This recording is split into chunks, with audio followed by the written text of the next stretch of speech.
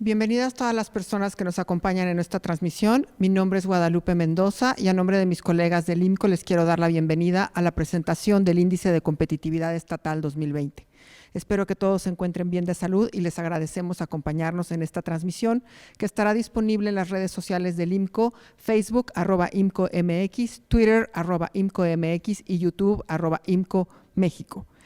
Quiero decirles que estamos muy contentos de tener el día de hoy interpretación simultánea en lengua de señas mexicana, gracias al apoyo de la Alianza Éntrale y de nuestros traductores Noé Romero y Erika Ordóñez. Muchas gracias por acompañarnos. Ahora quiero dejarlos con el video que nos envía el presidente del Consejo del IMCO, licenciado Valentín Díez Morodo. El COVID-19 nos ha impuesto una nueva realidad. Así como algunos medicamentos tienen efectos secundarios o provocan reacciones adversas en ciertas ocasiones, las medidas necesarias de distanciamiento social impuestas por las autoridades a nivel mundial para contener la propagación del virus y limitar la pérdida de vidas humanas han provocado una crisis económica sin precedentes en cuanto a su naturaleza y magnitud. De esta forma, lo que inició como una crisis sanitaria se convirtió rápidamente en una crisis económica que el Fondo Monetario Internacional ha denominado el Gran Confinamiento. Una crisis con el potencial de convertirse en la recesión económica más importante en casi 100 años, solo después de la Gran Depresión de 1929. México no es la excepción. La súbita interrupción de las relaciones entre individuos, empresas y sectores económicos que dábamos por sentadas hasta hace unos meses, han afectado en mayor o menor medida a todos los sectores en los que se clasifica la actividad económica nacional, particularmente a los considerados como no esenciales. Más allá de las acciones que implemente el gobierno federal, serán los gobiernos estatales quienes en el ámbito de sus facultades desempeñen un papel fundamental en reactivar la economía nacional. Como ya lo ha señalado el Instituto Mexicano para la Competitividad, el IMCO, los programas y acciones que implementen los gobiernos estatales deberán enfocarse en proteger los ingresos de las familias, conservar los puestos de trabajo y evitar el cierre de las micro, pequeñas y medianas empresas.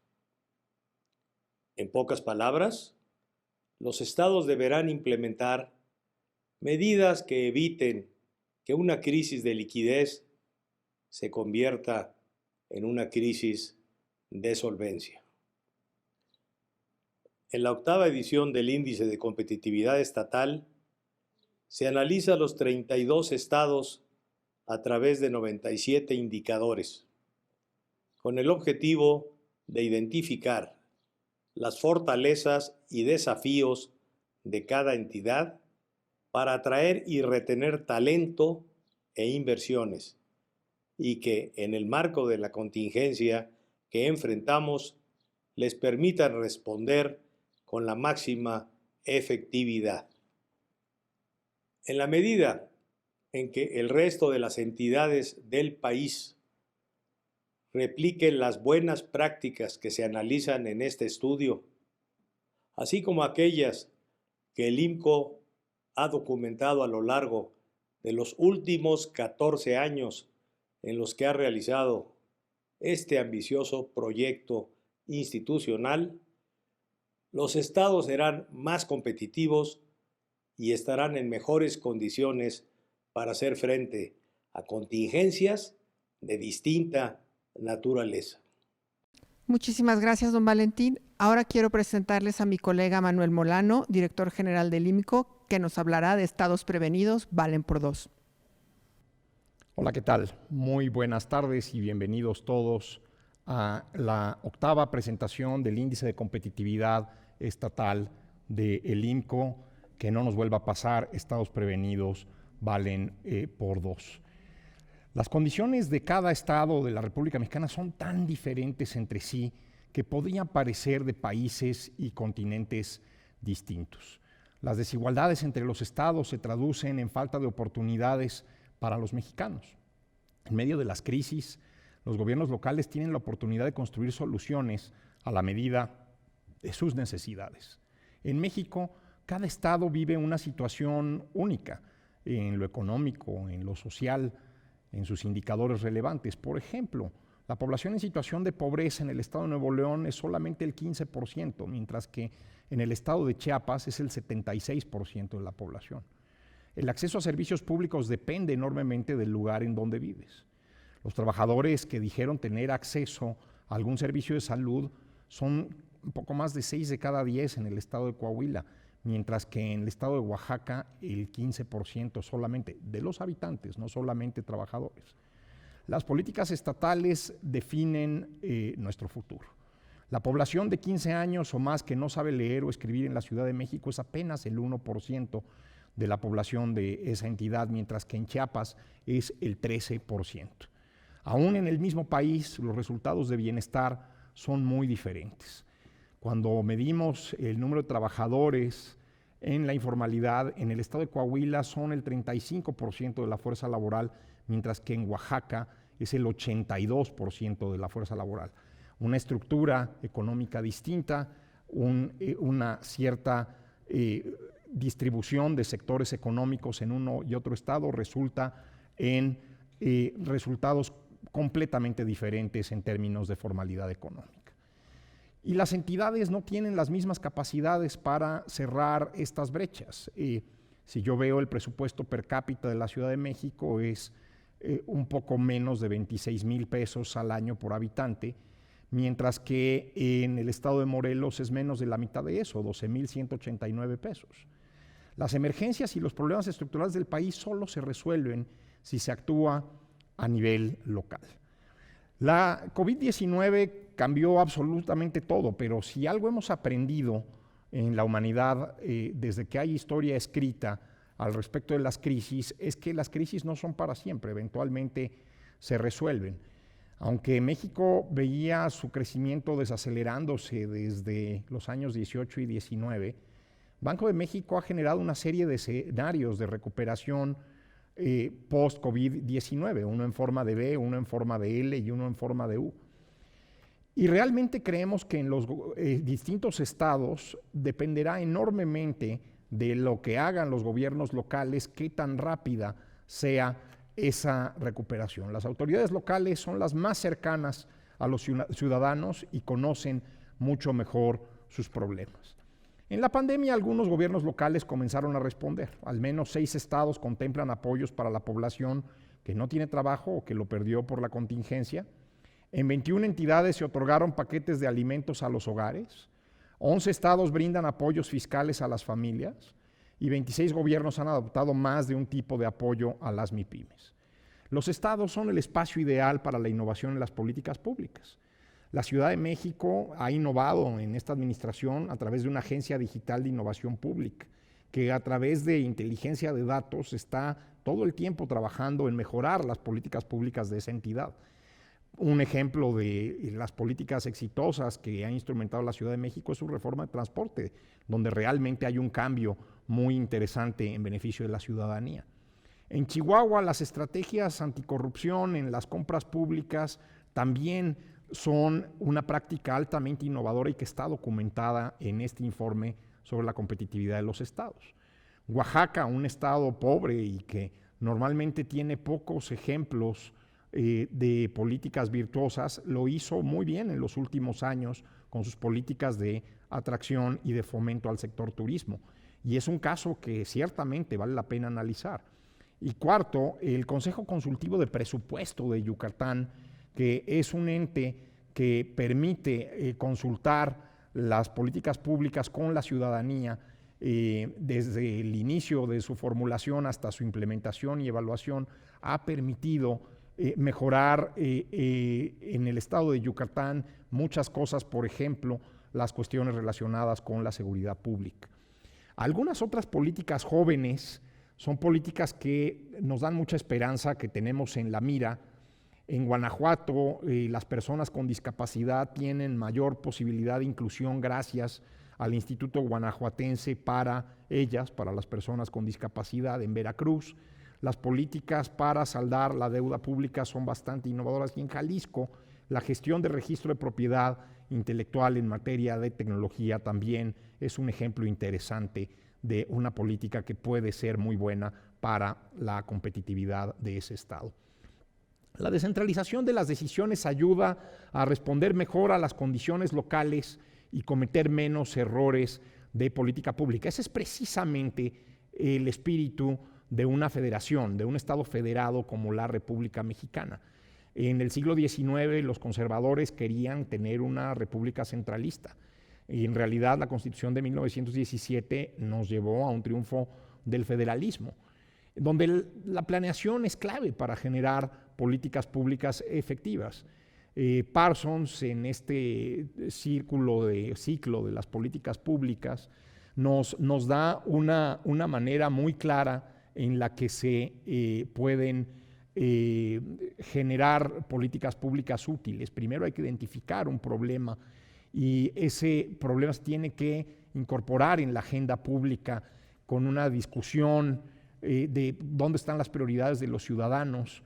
En un tercer paso, formular alternativas, y una vez que ya hay una decisión tomada sobre el curso de acción, es necesario hacer buena planeación, asignar presupuesto, implementar las políticas públicas y llevar buenos registros estadísticos para la evaluación de las políticas públicas.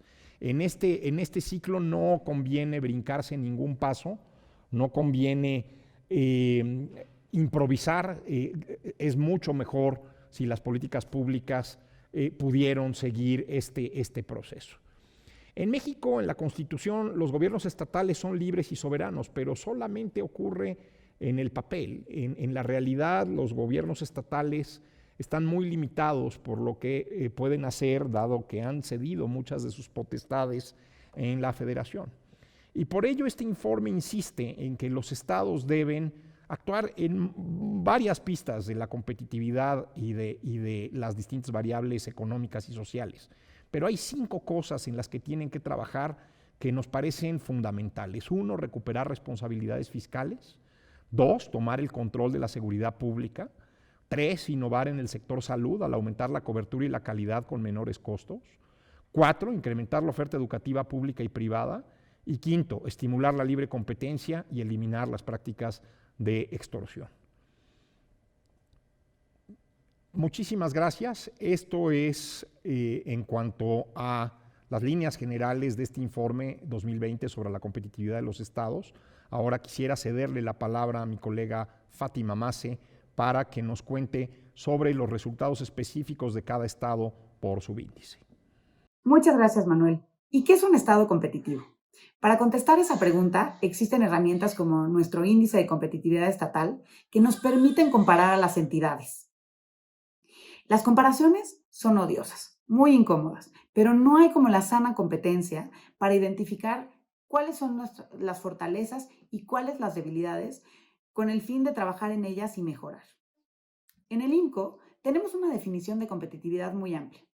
Para nosotros es la capacidad que tienen las entidades para forjar, atraer y retener talento e inversión. Como lo hemos hecho desde 2006, en esta ocasión evaluamos a las 32 entidades federativas a través de 97 indicadores que se reparten en 10 subíndices, que son 10 diferentes dimensiones de la competitividad. Como pueden ver en la siguiente lámina, para nosotros la competitividad es bienestar.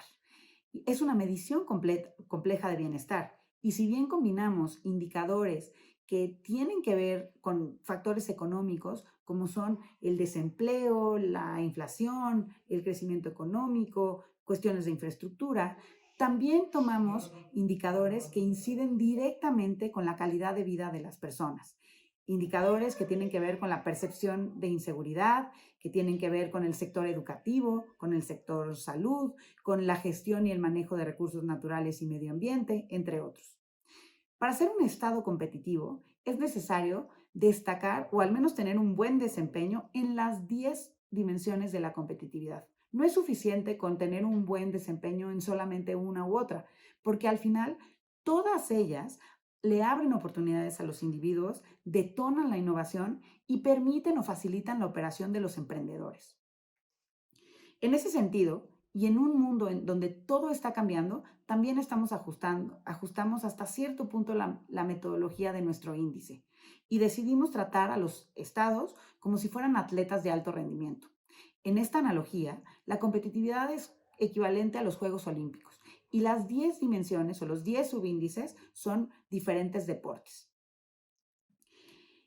Y en la edición de 2020, en vez de tener un resultado general o un ranking global de las entidades, otorgamos medallas a cada subíndice para destacar cuáles son las mejores prácticas nacionales. En este ajuste de metodología, con base en el desempeño de las entidades en los indicadores al interior de cada subíndice, otorgamos 3 medallas: oro para el primer lugar, plata para el segundo lugar y bronce para el tercero. El primer hallazgo de esta metodología es que solo 16 entidades de las 32 obtuvieron alguna medalla. Las pueden ver en la pantalla. Y si volteamos a ver las medallas de oro, los resultados están aún más concentrados. Solamente 5 de las 32 entidades obtuvieron alguna medalla de este tipo. Estas son Ciudad de México, Querétaro, Yucatán, Colima y Chihuahua. A nivel subíndice, en derecho vemos que destacó Yucatán con el primer lugar, al ser la entidad con la menor incidencia delictiva y el mayor porcentaje de población que se siente segura. En medio ambiente destacó Ciudad de México, al ser la entidad con el mayor número de empresas que cuentan con una certificación de industria limpia y además utilizar solamente 1/3 de electricidad en comparación con el resto de las entidades para generar 1 millón de PIB. En sociedad destacó también Ciudad de México. Obtuvo el primer lugar en 11 de los 15 indicadores que forman este subíndice. En ellos destaca las fortalezas que hay en el sector educativo, cómo concentran la mayoría de los recursos en el sector salud y además tuvo la mayor inclusión de mujeres en el mercado laboral. En sistema político destacó Colima, la entidad con menor incidencia de corrupción y además por reconocer dentro de su legislación al matrimonio igualitario. En gobiernos destacó Querétaro, por ser la entidad que mejor aprovechó los medios electrónicos para interactuar con sus ciudadanos y además ser la segunda en donde fue más fácil registrar una propiedad. En mercado de factores también destacó Querétaro. Fue la entidad más atractiva para la población foránea con estudios de educación superior y la segunda con menor desigualdad salarial. En economía destacó la Ciudad de México, que tiene la economía más diversificada del país, fue la que se generó en mayor proporción a partir de sectores de alto crecimiento y además la que registró el mayor PIB per cápita. En precursores también destacó la Ciudad de México por ser la entidad con mayor penetración de servicios financieros, la segunda con mayor disponibilidad de cajeros automáticos y la tercera con mayor flujo de pasajeros aéreos. En relaciones internacionales destacó Chihuahua por ser la entidad que exportó el mayor número de mercancías como proporción de PIB y la quinta con mayor inversión de extranjera directa. Por último, en innovación destacó Querétaro, la entidad con mayor solicitud de patentes, la segunda con mayor número de empresas e instituciones científicas y tecnológicas y la tercera con mayor número de miembros en el Sistema Nacional de Investigadores. Hasta este punto solo he hablado y resaltado aquellas entidades que han tenido un buen desempeño dentro de los subíndices. Sin embargo, hay otros 16 estados que no ganaron ninguna medalla y que no están a nivel de competencia de los demás. Para estos 16 estados que se pueden ver en la lámina, esta no debe ser una razón de desaliento. Al contrario, debe de convertirse en un incentivo para trabajar en sus debilidades y regresarle u ofrecerle mejores condiciones a sus habitantes, de tal manera que se les abran oportunidades. Un primer paso para ello es considerar las recomendaciones que desde hace muchos años hemos ofrecido desde el IMCO. Para hablar de ellas, me gustaría regresarle la palabra a nuestro director general, Manuel Molano. Muchas gracias.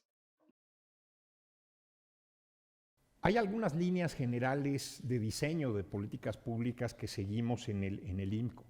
El eje rector tiene que ser la competencia, la defensa de los derechos fundamentales, los derechos de propiedad y la economía de mercado también son claves para construir el bienestar de la población. Los gobiernos estatales tienen que cuidar en cosas como que los fines estén empatados con los medios. Es imposible instrumentar una política pública si no hay recursos para echarla a andar. Los gobiernos tienen que centrar sus acciones en las necesidades de la gente.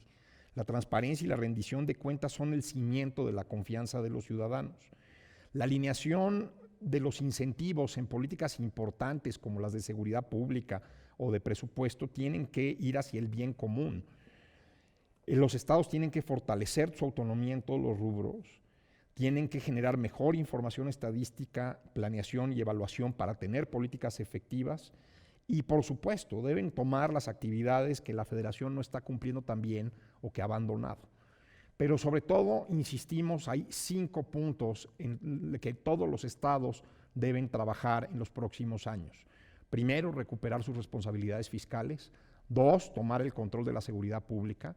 3, innovar en el sector salud al aumentar la cobertura y la calidad con menores costos. 4, incrementar la oferta educativa pública y privada. Y 5, estimular la libre competencia y eliminar las prácticas de extorsión.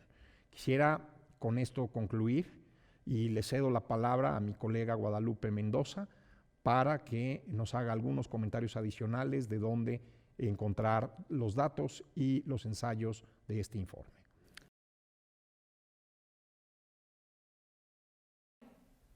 Muchísimas gracias, Manuel, y muchísimas gracias a todas las personas que nos acompañaron en esta transmisión.